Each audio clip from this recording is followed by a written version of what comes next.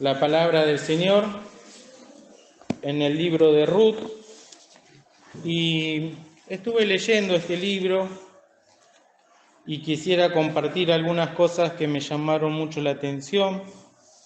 Y como el tiempo es breve de meditación y no podemos abarcar toda la historia, después el que lo quiera profundizar en su casa lo puede hacer. Pero lo cierto es que es una historia que se amolda también a estos tiempos en los cuales nuestro corazón, que está en este mundo, también ha de sufrir, ha de padecer aflicciones, como lo dijo el Señor. Y vemos en esta historia enseñanzas, porque estas cosas fueron escritas también para nuestra enseñanza, para nuestra corrección, para nuestra admonición, como dice la palabra. Son ejemplos que nos pueden servir muchísimo. A mí me ha servido. Y el primer versículo que me tocó el corazón fue el versículo 18. La historia, el contraste o el contexto en el cual se encuentra es que Noemí llevó con su esposo, se fue a otra tierra, a los de Moab, y dejó Belén, ¿no? Y después de que pasaron 10 años, su vida tuvo un vuelco muy grande, ya que perdió a su esposo y sus 2 hijos. Un golpe terrible, y le quedaron las nueras. Y cuando escuchó que había pan nuevamente en Jerusalén, en Belén, vuelve con las nueras. Una de ellas decide quedarse en Moab, y la otra, que se llama justamente Ruth, la ha de acompañar en esta nueva etapa de su vida. Y el versículo 18 dice: después de que Noemí le ruega que se quede, que vuelva a la casa de sus padres, que vuelva a donde había nacido, dice: y viendo Noemí que estaba tan resuelta a ir con ella, dejó de hablarle. Y esta palabra resuelta quiere decir también decidida, ¿no? Quiere decir alguien que no duda, que cuando se pone un propósito lo ha de cumplir, que entiende a dónde quiere llegar y ante las dificultades no vuelve atrás. Y pensaba al respecto de la primera enseñanza, ¿no? ¿Cuántas veces nosotros ante las dudas, las inclemencias, las tempestades, perdemos eso que en un momento resolvimos servir al Señor, ir adelante? Y qué ejemplo tan lindo poder tomar de Ruth, ser tan resuelto, ¿no? En servir al Señor, en seguirle y proseguir adelante. El apóstol Pablo después decía, ¿no? Y por mí se ore, decía, para que pueda abrir la boca para predicar el Evangelio, también resueltamente. Ese es un ejemplo. Después tenemos que Noemí también dice, el versículo 21, cuando llegan y todo el pueblo se conmovió, dice: me fui llena, cuando se fue a Moab, se fue llena, mas vacía me ha vuelto Jehová. Y también cuántas veces Dios tiene estos medios para obrar, de sacarnos las cosas, de vaciarnos, para poder volver a buscarle, ¿no? Ella dijo: me fui llena, con esposo, con hijos, pero vuelvo vacía. Y entonces acá también podemos pensar que, aunque a los ojos humanos esto es terrible, por lo que le había acontecido, Sin embargo, Dios tiene propósitos. Y como se decía el martes pasado, acerca de Juan el Bautista, que él decía, al Señor le conviene crecer y a mí menguar, ir vaciándose. ¿Y cuántas veces el Señor tiene que vaciarnos, no? Cuando nos creemos que estamos llenos de algo, y lo hace con el fin de llenarnos de otras cosas, con el fin de llenarnos no de bendiciones humanas, que esas van a venir por añadidura, sino para comprender en una maduración, en un crecimiento, las cosas espirituales. Por eso, todo, aunque parezca muy dolorífico, tiene propósitos del Señor muchas veces en nuestra vida. Y como, si damos vuelta a la página, ellas caen en suerte, en especial Ruth, de ir a espigar en el campo de un pariente que era familiar, cercano del esposo de Noemí. Y entonces, ya considerando el versículo 11 en adelante, tenemos unas preciosas expresiones y podemos aplicarlo también a cada uno de nosotros, porque el Señor también nos conoce a cada uno de nosotros, ¿no? El Señor conoce a todos y nos conoce a cada uno de nosotros y no tiene necesidad que alguien le diese testimonio del hombre, porque Él sabía lo que había en el hombre y sabe lo que hay en nuestro corazón. Como decía el pastor Marco la vez pasada, yo no conozco lo que le pasa a ustedes, pero el Señor sí lo sabe. Y ese texto de San Juan 2:25 lo dice.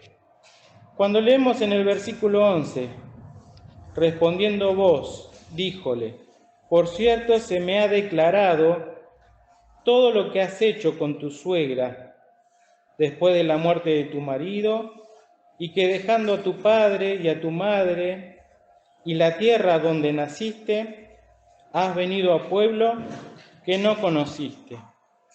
Ella se encontraba con este hombre que le había sido declarado todo, ¿no? Lo que había sufrido y cómo había actuado, su proceder, y también las cosas que había sufrido y dejado, porque no es sencillo dejar la casa del padre y de la madre y la tierra donde uno nació, que uno tan arraigado está. Y Ruth lo dejó, y venir encima a un pueblo que no conociste antes. Y nosotros también, cuando ingresamos en la familia del Señor, que es espiritual, tenemos que dejar muchas cosas, sufrir otras, y venir a un lugar que no conocíamos antes, que es la iglesia, que es la comunión entre los hermanos, una familia espiritual. Se decía el otro día que ha estado entre vosotros, decía Juan el Bautista, el cual vosotros no conocéis. Y podemos aceptar a Cristo como Salvador por la fe, podemos recibirlo y tener plena seguridad de salvación porque entendemos la obra que hizo, pero otra cosa distinta es conocerle al Señor. Y ese es un desafío. Ella vino a tierra que no conocía y nosotros tenemos que gradualmente ir conociendo a nuestro Salvador. Y que pensemos que el Señor conoce todo, ¿no? De nosotros. Así como vos, que le declaró un siervo todo, bueno, el Señor nos conoce desde que nos levantamos en este día hasta que nos acostamos, y nuestros pensamientos, nuestros deseos, nuestros anhelos. Y entonces ese va a ser el Señor al cual después vamos a ir a orar, que nos conoce y que no hay nada encubierto. El versículo 12 dice, Jehová galardone tu obra. Todo eso que Ruth creyó y actuó al acompañar a Noemí, era una obra de fe. Y Dios la va a galardonar, como también a todos aquellos que se allegan a Dios por la fe. Porque Dios, nos dice Hebreos 11:6, es galardonador de los que le buscan, ¿no? Nada escapa a ser premiado por el Señor si lo hacemos en fe y en limpieza y con deseo sincero, ¿verdad? Y tu remuneración sea llena por Jehová, Dios de Israel. La ganancia, las bendiciones que podamos tener, todo viene de Dios.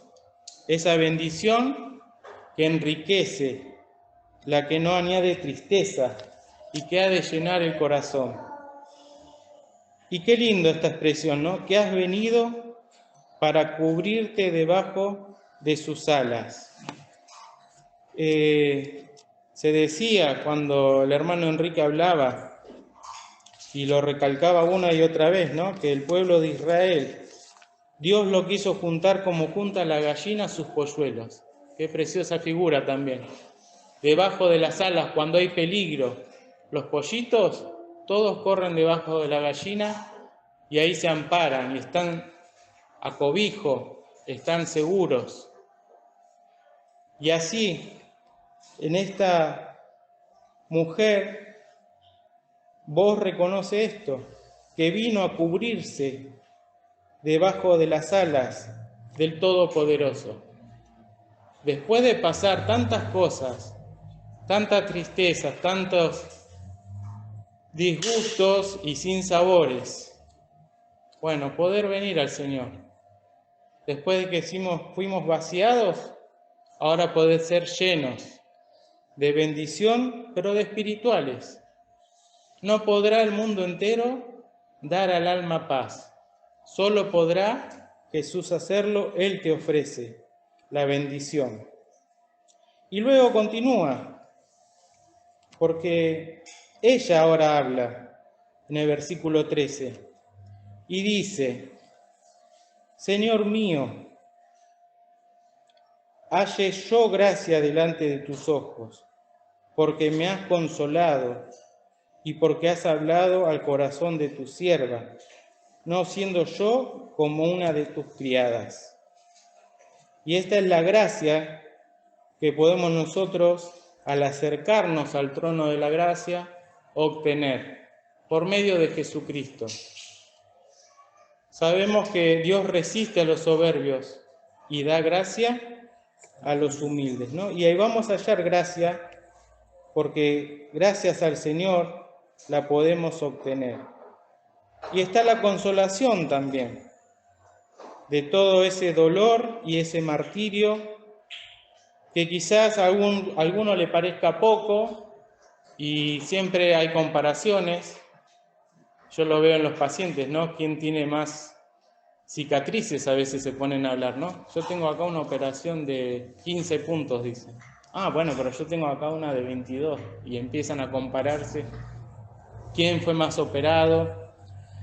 Y cada uno va a tener su dolor, su dolencia, y necesita una consolación especial.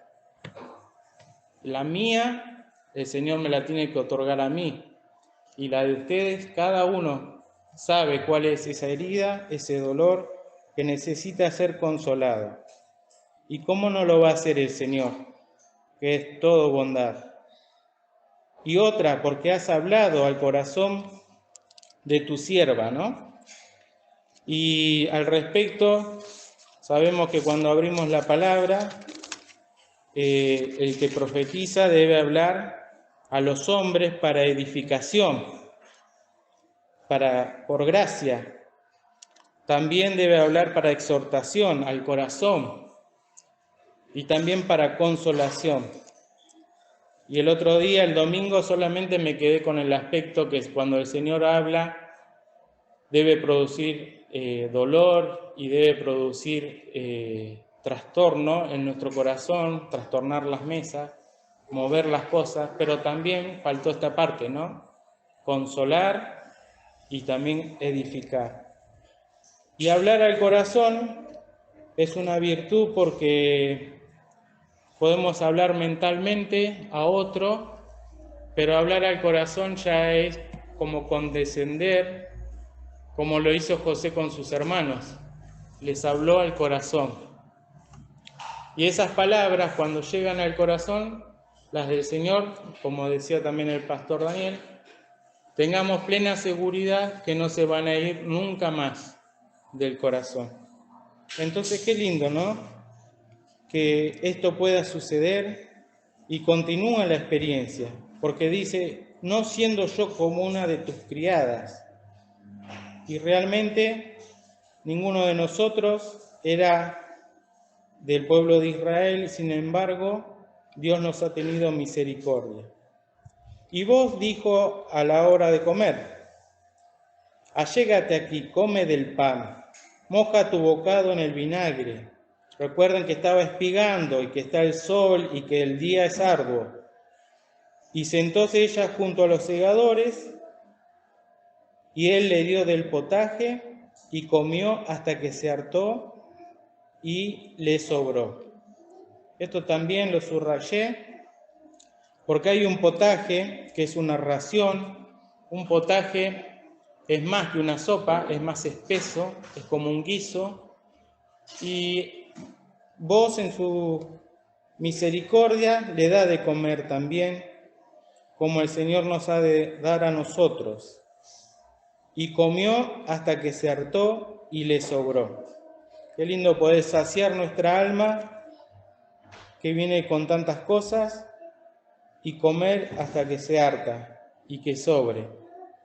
Y luego dice que le llevó también a Noemí de esto.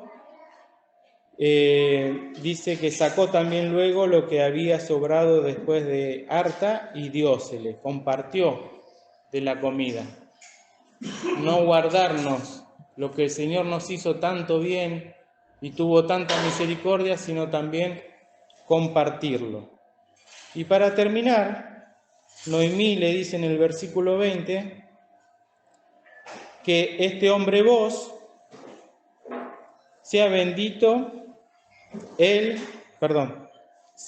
bendito de Jehová, pues no ha rehusado a los vivos la benevolencia que tuvo para con los finados, díjole después Noemí, nuestro pariente es aquel varón, y nuestro Redentor es. Y esta expresión, nuestro pariente es, nuestro Redentor es. Porque Cristo pensaba al respecto, ¿cómo se llama hacia nosotros? Es nuestro pariente, es nuestro cercano, y es aquel que nos redimió. Eso tengo varios textos, pero sencillamente que nos quede esto, ¿no? El otro día se decía que sea Cristo nuestro socio, aquella persona a la cual esté con nosotros en armonía, en concordia. Pero qué lindo también pensar que es más que eso, es nuestro pariente, y que debemos nosotros apreciar eso porque somos hechos hijos de Dios. Mirad cuán amor nos ha dado el Padre, que seamos llamados hijos de Dios. Y el Señor le dijo a María, ve y dile a mis hermanos, subo a mi Padre y a vuestro Padre. Hay una relación ya por el Espíritu Santo. No nos ha dado Dios el espíritu de certidumbre, sino el espíritu de adopción, por el cual clamamos, Abba Padre. Y hay muchos textos más que, por ejemplo, que dicen, y todos los que son guiados del Espíritu de Dios, los tales son hijos de Dios. Entonces, gracias a la obra de Cristo, que es nuestro Redentor, que nos redimió, que nos salvó, que nos libró, nosotros gozamos ahora, sin merecerlo, de esta parentela eternal, de esta de este pariente cercano, y al cual ahora nos vamos a acercar a orar. Y nos ha de dar todo esto que nombramos, si es que lo necesitamos. Y si ya lo tenemos, poder compartirlo con los demás. Lo bien que hicimos al venir a esta reunión para cubrirnos debajo de las alas del Señor nuevamente, porque lo necesitamos continuamente, a orar, y que sea Él nuestra peña de estancia, a la cual recurramos continuamente, ¿no? Porque somos débiles, porque somos flacos, porque necesitamos de ese potaje, de esa palabra, de esa exhortación, de esa consolación y de esa edificación también. Todos según la medida de fe y la edad que tengamos y el entendimiento que querramos tener. Y luego, esto de venir debajo de las alas a cubrirnos, le salió a ella de motus propio, ¿no? De motor propio, de voluntad propia. Es importante esto, que no vengamos empujados o pechados, sino de voluntad propia, venir a cubrirnos en esta tarde debajo de las alas del Señor. Que el Señor nos ayude y nos pueda dar la palabra que cada uno necesita.